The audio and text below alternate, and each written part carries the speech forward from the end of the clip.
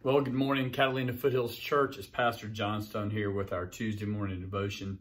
Don't normally do this, but just want to let you know that if you were not able to attend our town hall meeting yesterday, we will be publishing that through an email. It's a video you can watch. We talked about where the ministry and the spiritual health of the church were, and also where we were financially. So you might want to look for that if you missed it. Thank you for all of those who came out to hear that. This week we're going to be looking at the story right after the Sermon on the Mount, and there are three stories where Jesus heals a man with leprosy, and Jesus heals the servant of a centurion, and then Jesus heals Mary, Peter's mother-in-law. And I can't read it all, it's too long, it's about 17 verses, but it says this: when Jesus came down from the mountainside, large crowds followed him.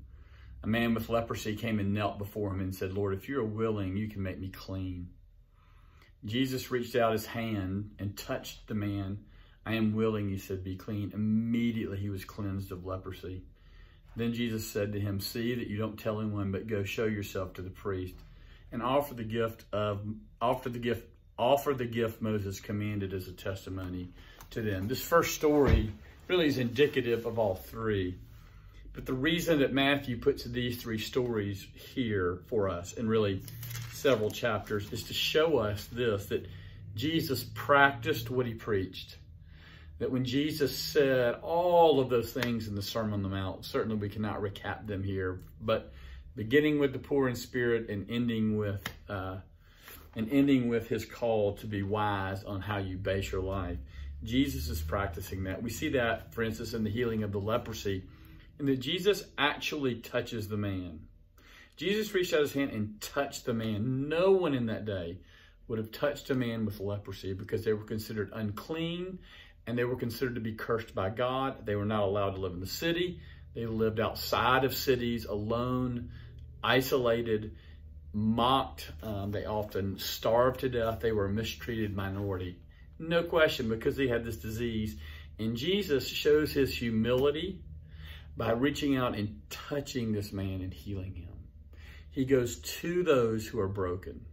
He goes to those who are lost. He goes to those who are poor, and he heals them. But we also see that he gives to the poor.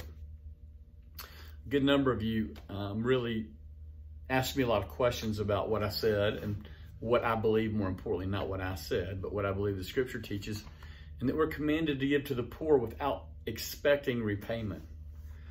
And Jesus, in all three cases here, in the healing of Peter's mother-in-law, and the healing of the centurion's servant especially, and the healing of this man with leprosy, is giving grace and mercy. He's giving his riches. He's giving his resources to the poor and expects no repayment. In the case of the centurion, he's doing it to his people's enemy.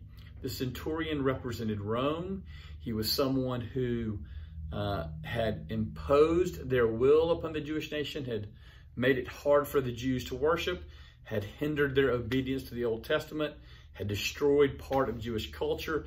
And one of the great Jewish prayers and hopes is that the Romans would be thrown off. And here Jesus goes to an enemy and enriches that enemy by healing his servant, and by also pointing out that this centurion has greater faith than any of the Jewish people, which we'll look at on Sunday as part of our doing this.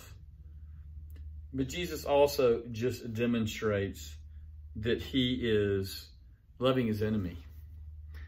The hardest words on the Sermon on the Mount, besides giving the poor, are love your enemy. If they take your right cheek, offer them your left cheek. If they take your shirt, give them your cloak as well. And here, the enemy of Christ, an enemy of his people, is being blessed by Christ.